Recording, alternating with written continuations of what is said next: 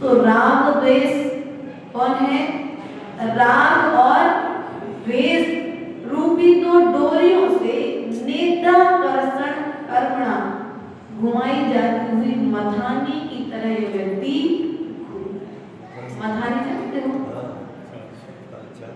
आप लोग ने? वो दही बनाया होगा कभी, मठे को, दही को मठे में परिवर्तित करके छाछ बनाते हो, तो उसको दो डोरिया से पहले ऐसा होता था कि उसको एक बड़ा सा पात्र रहता था, उसमें बहुत सारा दही डालते थे, फिर उसको फंसा देते थे और एक तरफ से खींचते थे, एक तरफ ढीला होता था, एक तरफ से खींचते थे तो दूसरी तरफ में ढीला हो जाता था।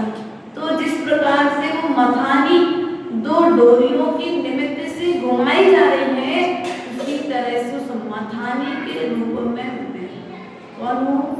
वो मथानी कौन है? मैं हूँ, मेरी आत्मा है, और मैं राग और द्वेष के द्वारा, इसके द्वारा राग और द्वेष रूपी दो डोरियों के द्वारा घुमाया जा रहा हूँ। इसलिए प्रिय बंधुओं, इस राग और द्वेष से यदि बचना है तो प्रयास करो इस राग और द्वेष को धीरे धीरे छोड़ने का।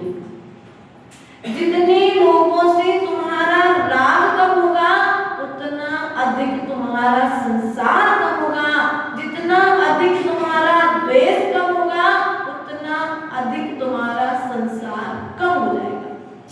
इसलिए संसार को कम करने के लिए, संसार की यात्रा को कम करने के लिए मूल रूप में राग और द्वेष को कम करने की जरूरत है। राग और द्वेष घट गया तो आधा संसार और समाप्त हो गया तो पूरा संसार क्या हुआ? सिद्धों ने किसको समाप्त किया? बोलो। और शांत किसको किया था? उपशम किसका किया था? राग द्वेष का ही तो उपशम किया था। उपशम समझते आपको? उपशम समझते नहीं समझते भैया? भरत उपशम समझते? उपशम अर्थात पानी में कचरा था, हल्की सी फिटकरी डाल दी, कचरा नीचे, कचरा है लेकिन क्या है? अर्थात कसाय को दबा दिया है, तो हम धीरे धीरे कसाय को दबाने का, समाप्त करने का प्रयास करेंगे तो एक दिन वह कसाय में छोड़ करके, हम कसाय को नहीं दबा रहे, हम व्यक्ति को दबा रहे, अपने स्वभाव के निमित्त से। इसलिए प्रयास और पुरुषार्थ होना चाहिए कि हमें अपने भीतर में जो हमारे भीतरी शत्रु हैं, हम बाहरी शत्रुओं को तो कसाय के निमित्त से हराने का कोशिश कर रहे हैं, उन्हें डराने की कोशिश कर रहे हैं, उन्हें चमका रहे हैं, धमकियां दे रहे हैं, लेकिन जो भीतरी शत्रु तुम्हारे भीतर में बैठे हैं तो क्या करोगे? लोग उन्हें कैसे बनाएंगे? भीतरी शत्रु है, सबसे बड़े भीतरी शत्रु हमारे कोई हैं तो वे भीतरी शत्रु हैं राग और द्वेष। इन राग और द्वेष को हमारे लिए शांत करने का समय मिला है इस मनुष्य पर्याय में, क्योंकि शेर की पर्याय में और सूकर की पर्याय में, नाम सुना शेर का और सूकर का? सूकर भी गुफा के बाहर बैठा है और शेर गुफा की तरफ में आ रहा है, और दोनों जीव मरते मरते लड़े, लेकिन दोनों जीवों के परिणाम में परिवर्तन था। एक मुनि का जीवन बचाने के लिए मरा, सो मरते हुए वह स्वर्ग चला गया, और एक जीव मुनि को खाने के लिए मरा, इसलिए वो मर करके नरक चला गया। क्रिया दोनों की एक से। हमारे पास प्रश्न आया था, माता जी दोनों लड़ रहे थे तो दोनों क्यों नहीं गए नरक? संक्लेश तो दोनों कर रहे थे ना, राग द्वेष तो दोनों को हो रहा था, एक रक्षा का भाव था, एक के मन में भक्षण का भाव था, दोनों के मन में एक से भाव थे, लेकिन परिणाम दोनों के भिन्न भिन्न थे। एक बचाने का सोच रहा था और एक खाने का सोच रहा था। दोनों क्रिया दृश्य दोनों को एक से दिख रहे हैं, हमारे लिए दृश्य देख रहे हैं, लेकिन भीतर की परिणति, बोलो, भीतर की परिणति में अंतर आया कि नहीं आया? उसी प्रकार से कार्य करते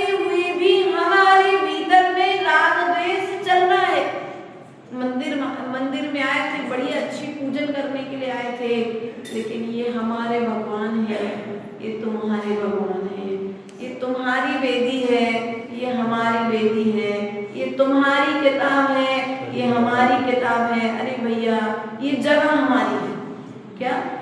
इस जगह पर तो हम ही बैठते हैं और दूसरा आके बैठ जाए तो बोलो क्या होता है? ये तो हमारी जगह है। और यदि धोखे से 360 दिन आप बैठे थे और 5 दिन धोखे से कोई दूसरा आके बैठ जाए तो मन की स्थिति क्या होती है? भीतर में द्वेष प्रारंभ हो जाता है। अब द्वेष को शांत करने के लिए व्यक्ति कहीं ना कहीं मौका ढूंढता है और जब सामने वाले से कुछ नहीं कह पाता है तो घर में जाकर के वो द्वेष क्रोध रूप में उत्पन्न आकर के वहां पर भड़क जाता है। इसलिए प्रयास करो। आचार्य भगवान कहते हैं राग करना भी बुरा नहीं है और द्वेष करना भी बुरा नहीं है, लेकिन गुणों से राग करो और कसायों से द्वेष। अपने गुणों से राग करना प्रारंभ कर दो ना। किससे राग करना है? बोलो। किसी दूसरे से राग करने की व्यवस्था नहीं आई आगम में। अपने आप से राग करो। अपने आप अर्थात मैं कौन हूँ? मैं जीव हूँ, मैं शरीर। क्योंकि इस तन में जैसे आज मैंने ये तन पाया है ऐसे कई तन पाएंगे और कई बार इन तन को हमने छोड़ दिया है। लेकिन एक बार मैंने अपनी आत्मा से यदि राग किया होता, अपनी आत्मा से यदि राग किया होता तो संसार में पंचम काल में वर्तमान में जन्म। इसलिए प्रयास और पुरुषार्थ होना चाहिए कि राग और द्वेष को समाप्ति का प्रयास। वो देखो जब मठा तुम लोग दही भाते हो तो दही भाते समय वो दही भी तुम्हें कुछ नैनू बोलते मक्खन देना और मक्खन को जब आप तपाते हो तो उस मक्खन से घी निकल के आता है। लेकिन तुम लोग राग द्वेष करते हो तो क्या निकलता है? जैसे गाड़ी में डीजल जलता है तो धुआं निकलता है ना, ऐसे कसायों का धुआं। गाड़ी के भीतर में डीजल जलता है तो बाहर में धुआं निकलता है। ऐसे ही तुम्हारे भीतर में कसायों का वो बाहर धुआं निकलता है, लेकिन कसायों का धुआं कहाँ प्रवेश करता है? बोलो। बाहर में प्रदूषण गाड़ी का धुआं फैला रहा है, लेकिन कसायों का प्रदूषण तुम्हारे कसायों का धुआं तुम्हारे भीतर में प्रदूषण फैला रहा है। इसलिए भीतरी कसाय को करने से बचो। बाहर के प्रदूषण को तुमने अनादि काल से रोका है। सफाई तुमने बहुत की, लेकिन एक बार भीतर का प्रदूषण। बोलो। आत्मा कसायों से प्रदूषित हो चुकी है, त्रस्त हो चुकी है, थक चुकी है, लेकिन फिर भी हमारा ध्यान हमारी आत्मा की ओर। हमें तो आनंद आ रहा है राग करने। अरे मेरा पोता आ गया, कुल गौरव आ गया, राग टपक रहा है दादाजी का। तो जो कहे सो तत्काल सब। और पड़ोसी का आ जाए तो शत्रु के यहाँ पड़ोसी क्या हो जाए पोता? अरे वो तो मेरे दुश्मन का है, द्वेष हो गया। परिणामों में भेद जहां पर आया वहीं पर कर्म का बंध आ गया। आत्मा कैसी है? अभेद है कि भेद रूप है? जहां पर भेद आ गया वहां पर व्यवहार आ गया, और जहां पर अभेद की बात आई वहां पर निश्चय आ गया है। और व्यवहार के बिना निश्चय की यात्रा होने वाली नहीं है। इसलिए निश्चय भी मानना जरूरी है, लेकिन पहले व्यवहार की धरातल पर तो तुम व्यवस्थित तरीके से बैठना तो सीख जाओ। प्रिय बंधुओं, हमें राग और द्वेष को त्याग करना है। हमारा वो जब अपन मक्खन को तपाते हैं तो मक्खन भी घी प्रदान करता है, और हम क्या देते हैं सामने वाले को? हम कुछ दे पा रहे क्या? हम खुद वो घी भी, स्थायी दूध भी एक बार घी रूप में परिवर्तित हो जाता है, लेकिन हम क्या कर रहे हैं? परिणामों को परिवर्तित नहीं कर रहे हैं। इसलिए हमें बार बार पर्यायों में परिणमन करना पड़ रहा है। इसलिए मूलभूत में संसार का मूलभूत कारण है राग और द्वेष। इसलिए प्रयास करो राग और द्वेष के त्याग का। कसाय कितनी होती है? कसाय कितनी होती है? 4 और वैसे भेद रूप में उत्तर भेद में 25 कसाएं होती हैं। तो यहाँ पर आचार्य भगवान कहते हैं राग रूप कितनी कसाएं हैं और द्वेष रूप कितनी कसाएं हैं। तो मूल रूप में अपन ले लें क्रोध, मान, माया, लोभ, हास, रति, अरति, शोक, भय, जुगुप्सा, स्त्री वेद, पुरुष वेद और नपुंसक। कितनी हो गई? 9 और 5 कितने हो गए? यहाँ पर 9 और 4 कितने हो गए? 13। यहाँ पर 13 कसाएं हैं। तो 13 कसायों के लिए आचार्य भगवंत ने 2 भागों में बांटा, कुछ राग रूप है और कुछ द्वेष रूप है। तो राग रूप कौन सी कसाएं है? तो आचार्य भगवंत ने कहा माया, लोभ। कौन सी कसाएं राग रूप? माया और लोभ। जहां पर राग होगा वहां पर माया चारी होगी, और जब तक भीतर में धन के प्रति राग नहीं होगा तब तक लोभ भी नहीं हो सकता है। तो राग रूप कौन सी कसाएं है? माया और लोभ। हास्य, रति, स्त्री वेद, पुरुष वेद और नपुंसक। कौन सी? हास्य, रति, स्त्री वेद, पुरुष वेद, नपुंसक वेद। और 2 कौन सी बताई थी पूर्व में? माया और कितनी हो गई? बोलो तो। 7 कसाएं कौन सी बता? माया, लोभ, हास्य, रति, स्त्री वेद, पुरुष वेद और कितनी हो गई?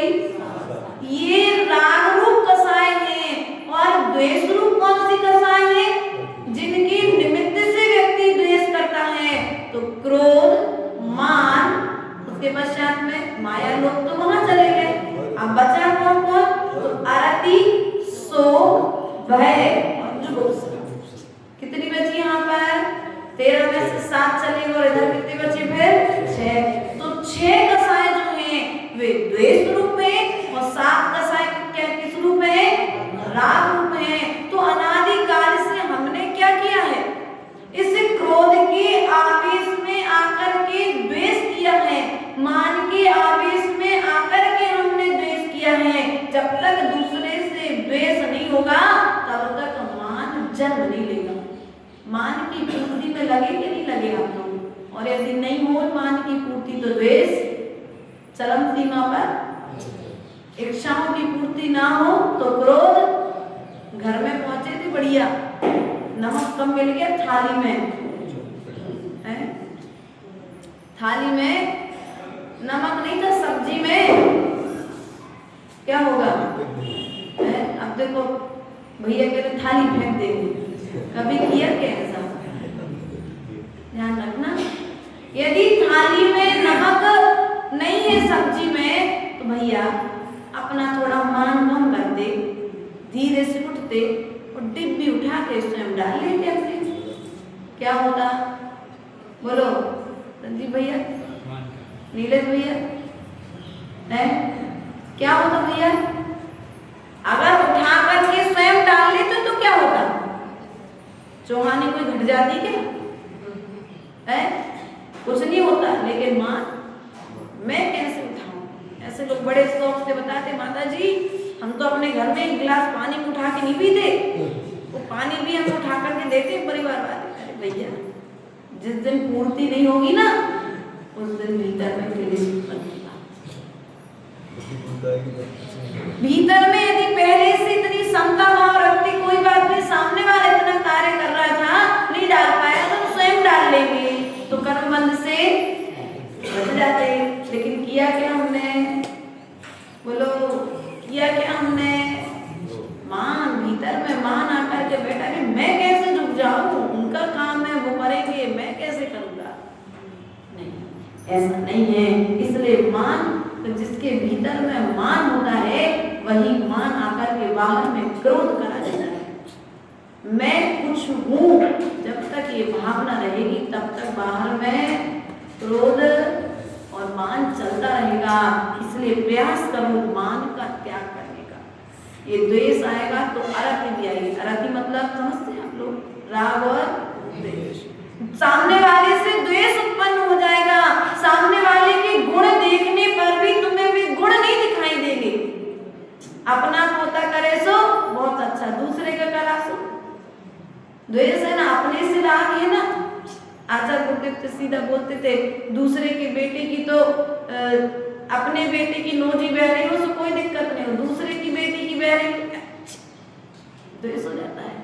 अरे भाई नोजी तो दोनों के बच्चे हैं, अपने से राग है इसलिए वो नोजी बुरी अपने पल्ले से पहुंच दे, वो दूसरे के बच्चे की लगेगी तो तत्काल नीचे पटक दोगे।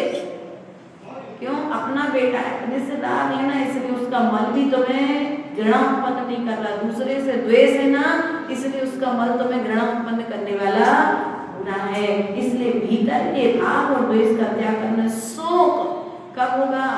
भीतर में जब द्वेष होगा। शोक कब उत्पन्न होगा भैया? जब पूर्ति नहीं होगी ना तुम्हारी मान कसाय की, तो शोक उत्पन्न होगा, संताप भीतर उत्पन्न होगा, भय उत्पन्न होगा। भय होगा कि नहीं होगा? उसके पश्चात में जुगुप्सा, उसके पश्चात राग रूप जो कसाय है, माया, लोभ, हास्य और रति। क्या करते आप लोग? हंसी उड़ाते कि नहीं उड़ाते? हंसते हो, या तो राग में हंसते हो या द्वेष में हंसते हो। द्रौपदी ने क्या किया था? अंधे के बेटे क्या बोला था? अंधे के बेटे क्या किया था? मजाक किया था। क्या हुआ था मजाक का फल? महाभारत सबको मालूम है ना, महाभारत हो गई थी। हम कितने मजाक करते हैं ऐसे, अरे हम तो मजाक कर रहे थे। महाभारत होने में समय लगता क्या? अच्छे भले माहौल को बिगाड़ने में समय लगता क्या? किन बातों से मजाक करना है, किन बातों का मजाक नहीं करना है, किनसे मजाक करना है, किनसे मजाक नहीं करना है, यदि ये विवेक आ जाए तो व्यक्ति कर्म बंधन से बच जाए। आज बड़ों छोटों की कोई मर्यादा है? बोलो रह गई क्या? इसमें छोटे जिम्मेदार नहीं है, इसमें हम बड़े ही जिम्मेदार हैं। ध्यान रखना। लोग कहते हैं अरे माता जी बड़े छोटे लोग तो वैसा करते ही नहीं। भैया बड़े लोग वैसा उनको दें, अर्थात वैसा अनुशासन उनको सिखा कर रखें, अनुशासन बना करके रखें, तो बड़े लोग वैसी रिस्पेक्ट करेंगे। आज बड़े लोग स्वयं अपना अपमान अपने हाथ से करा रहे, छोटे करे हुए जिम्मेदार नहीं है। इसलिए हमें अपनी रिस्पेक्ट बनाना है तो पहले हमें अपने आचरण को श्रेष्ठ बनाना पड़ेगा। आज मुंह लग कर के बात हम कर रहे हैं बड़ों से छोटों से। क्यों भैया? बहू आ गई घर में, एक साथ बैठ रही है बढ़िया सोफा पे, बढ़िया सूट पहन के घूम रही है घर में, ससुर को कोई तकलीफ नहीं है। अब तुम्हारी बेटी की तरह बना करके रखे हो तो बाद में भविष्य में तकलीफ तो कहीं कहीं हो भी जाती, कहीं कहीं नहीं भी होती है। तो कहने का तात्पर्य है यदि तुम चाहते हो कि तुम्हारा सम्मान व्यवस्थित बना रहे तो पहले तुम्हें अपनी क्रियाओं में और आचरण में परिवर्तन लाना पड़ेगा। इसलिए प्रिय बंधुओं, प्रयास और पुरुषार्थ करो राग और द्वेष का त्याग। राग और द्वेष के विषय में पूर्व में भी बतलाया था। देखो राग किस प्रकार, हर चीज में राग है। हमें घर में जाओ तो हर एक एक चीज और राग की पद्धति तो देखो। तुम्हारी जो 20 साल पहले तुमको चढ़ाए में साड़ी मिली थी, बढ़िया शौक से आज ही पहन करके चढ़ाए में लोग चढ़ाते ना, तुम्हारे यहाँ देते कि नहीं देते? एक साड़ी ससुराल की तरफ से आती है, वही साड़ी पहन करके मंडप में बैठती है लड़की। तो कहने का जब तुम लोग कितना राग उस साड़ी को आज भी कितने राग से देखते हो, अरे ये हमारी शादी की साड़ी है। राग है ना, वो साड़ी फटने लगी लेकिन फिर भी त्याग क्यों? मेरी शादी के समय अभी भी वो राग भीतर में, पति मर गया है लेकिन भीतर में यदि बार बार पति का स्मरण आ रहा है, पत्नी का स्मरण चल रहा है, तो वैसे तुम्हारे ब्रह्मचर्य व्रत में दोष लग रहा है कि नहीं लग रहा है?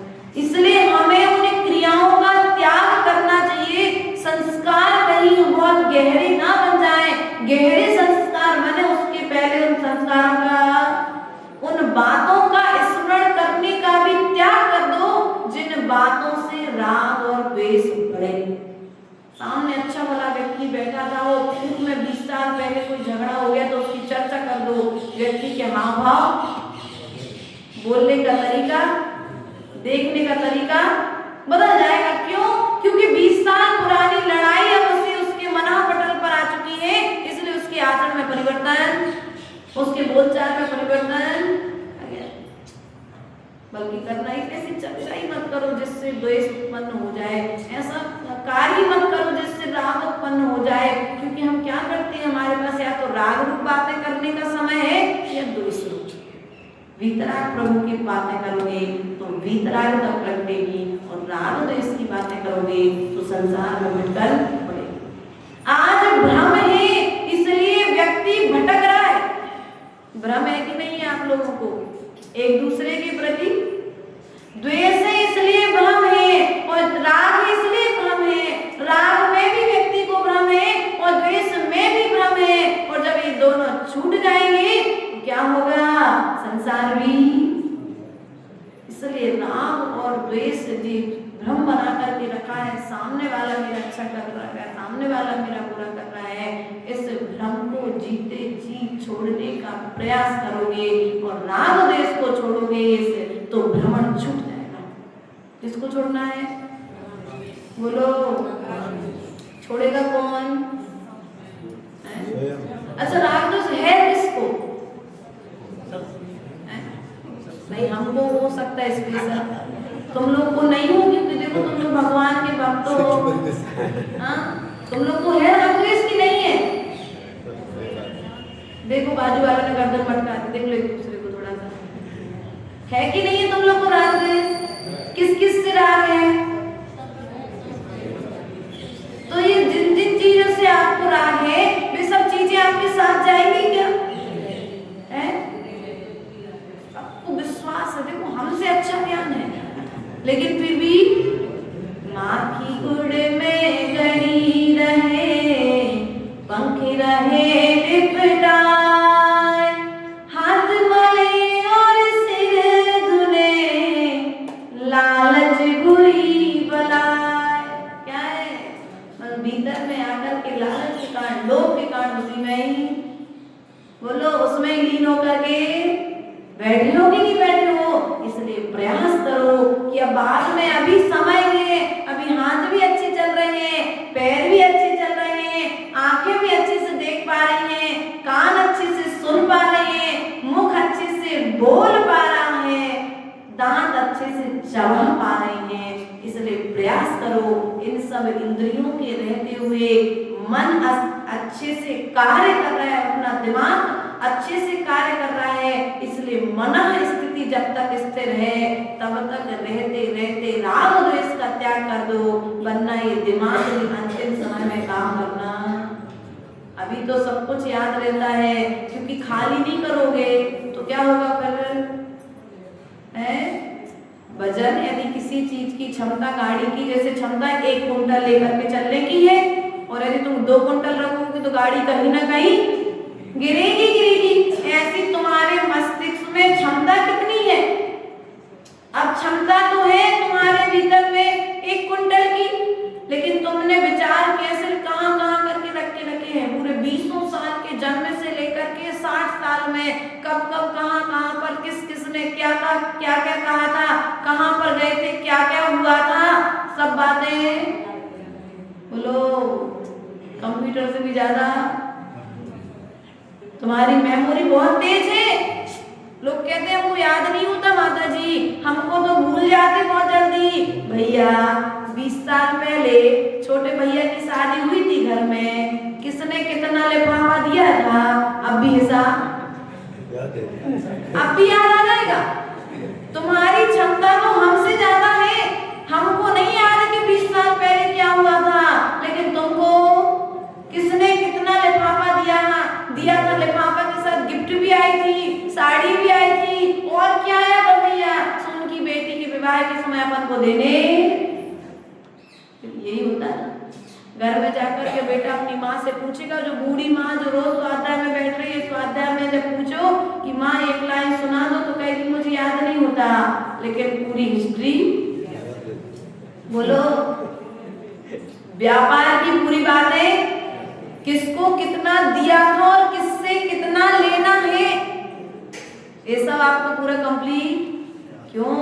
क्योंकि राग और द्वेष के संस्कार अनादि से बड़े हैं ना, इसलिए तुम्हें उन सब चीजों में आनंद, वो सब चीजें याद भी रहती हैं और एक जिनवाणी की बातें याद, क्योंकि हमने पढ़ी भी नहीं है, सुनी भी नहीं है, लेकिन आप प्रयास करो, अब सुनाई दे रहा है तो धीरे धीरे पोते को देखो तो एक बार भी विज्ञान को विचार कर लो कि ये पोता मुझसे भिन्न है, ये पोता मेरे साथ में जाने वाला, इस पोते के निमित्त से मुझे राग करके कर्म का बंध नहीं करना है, इस पुत्र के निमित्त से मुझे राग करके द्वेष करके कर्म का बंध, ना बहू कर्म बंध का कारण थी, ना सास कर्म बंध का कारण थी, कर्म का बंध का कारण था तो स्वयं का किया हुआ पूर्व का कर्म, दुख का कारण कौन था? स्वयं का किया हुआ पूर्व का कर्म का उदय। यदि अंजना पूर्व में भगवान की प्रतिमा को छिपाती नहीं तो वर्तमान में कर्म का उदय आता नहीं। 22 वर्ष हो गए, पति ने आंख उठा करके भी नहीं देखा, इस वक्त तो दूर की बात है। और अंजना गर्भवती कैसे हो गई? क्या 22 वर्ष तक जिस पुत्र ने देखा नहीं, अंजना गर्भवती कैसे हुई? कर्म का उदय आया था, मां को ज्ञात नहीं था। वहां पर उन्होंने देखा, युद्ध जब गए कि एक चकवा और चकली के वियोग में वहां पर वह विलाप कर रही है, तो उन्हें ऐसा लगा जिस प्रकार से ये तड़प रही है चकली, उसी प्रकार से मेरी अंजना भी मेरे लिए याद करती हूँ। राग भीतर में जब तक द्वेष था सो आंख उठा करके नहीं देखा, और राग उत्पन्न हुआ सो युद्ध स्थल छोड़ करके आए और उसके पास में रहे और फिर बिना बताए वापस रात वापस। किसी को कोई समाचार नहीं। उसने कहा यदि कोई घटना हुई तो क्या कहेंगे? तो उन्होंने कहा मेरी अंगूठी रख लो, अंगूठी दिखा देना। लेकिन कर्म का उदय था, सो अंगूठी पर भी विश्वास। सो सास ने घर से बाहर, अरे ये तो कुलच्छनी है, ये तो कुल को दूषित करने वाली है, आदि आदि अपशब्द कहकर के सास ने घर से बाहर निकाल दिया। अंजना अपने पिता के दरवाजे गई, चलो अब पिता तो मुझे सहारा देगा। लेकिन पिता ने पूछ लिया सैनिक से, कौन कौन आया है?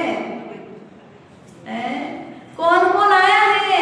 मात्र एक दासी के साथ में आई है। सो पिता ने कह दिया, कह दो दरवाजे से बाहर लौट जाओ।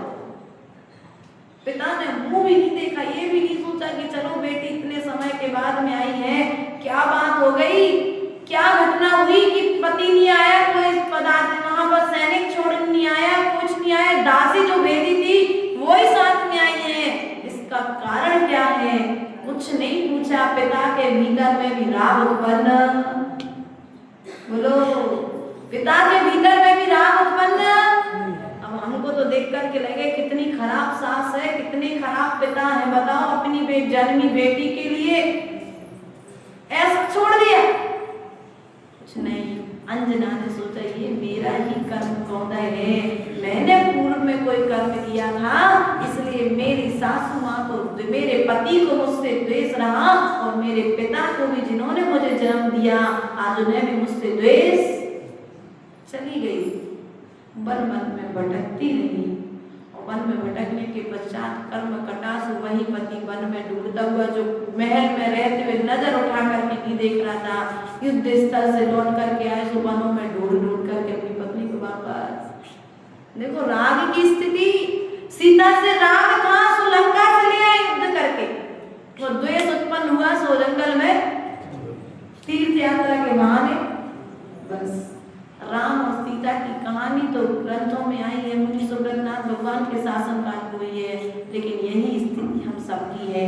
जब तक राग है तब तक सब अपने, और जब द्वेष है तब फिर कोई अपना। इसलिए जो राग में छूट जाए और द्वेष में शत्रु रूप में परिवर्तित हो जाए, ऐसा राग द्वेष करने का त्याग करना हमारे लिए जरूरी है, तब जाकर के हमारी संसार की यात्रा छोटे की बोले भगवान महावीर स्वामी परम पूज्य आचार्य गुरुवर मुख सागर महाराज की।